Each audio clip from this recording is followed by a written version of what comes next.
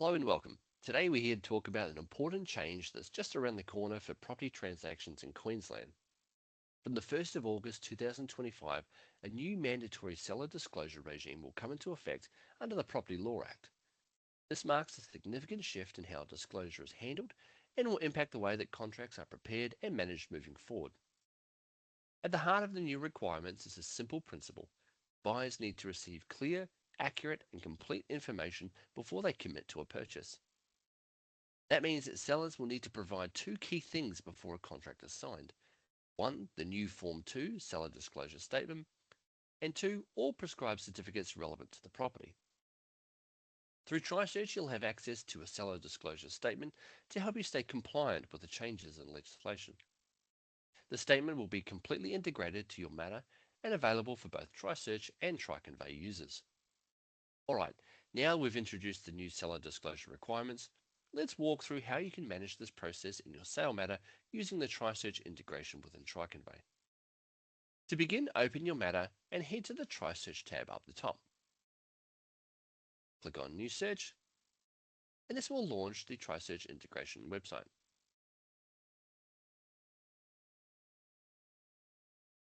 At the top of the screen, you'll see All Services. Click into that. Then locate your state, Queensland in this case, and then down the bottom you'll find your seller disclosure. If this is something you'll be accessing quite regularly, then you can pin it to your sidebar for quick access. From here, you can search for the seller disclosure using the plot and plan details or by entering the title reference directly. Once you've entered in those details, click Lookup, and the system will confirm the property information for you.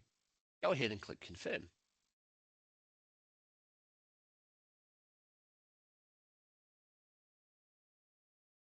You'll now see a list of prescribed certificates relevant to that property.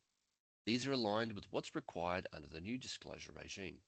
Some items may already be selected and greyed out, like the seller disclosure statement itself. You'll also see things like your title search, plan of subdivision, and other optional certificates like water searches depending on the property. Once you're ready, hit Place Order.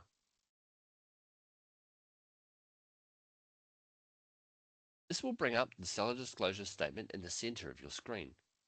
On the right, there's a page index to help you navigate to a particular section of the document. This form is interactive, so you can add or edit any relevant information directly.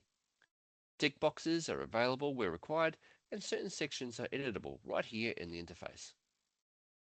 Once you've completed the form, simply hit Continue. This will save your changes and move on to the next phase. On the next screen, you'll be in the review phase. You'll see all the documents you've ordered so far, like your seller disclosure or title search and plans, listed all down this left-hand panel, and also shown in the main panel. You can also create a viewing order of the documents by dragging them and dropping them wherever you see fit.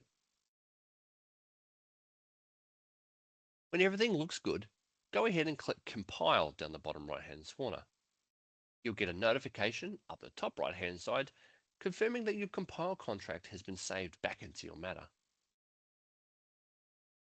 Here you'll see a PDF of your compiled seller disclosure ready to be sent or shared with your client.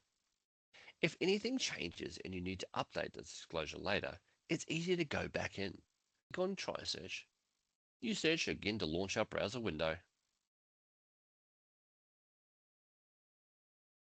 Go to My Orders, and then click on the seller disclosure line item.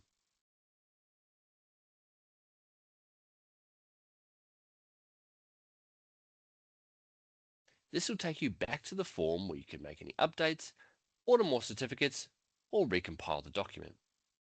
Each time you do this, the original PDF in your matter is automatically updated, not duplicated, so your file stays clean and current. And that's how you manage your seller disclosure workflow from start to finish using triConvey and triSearch.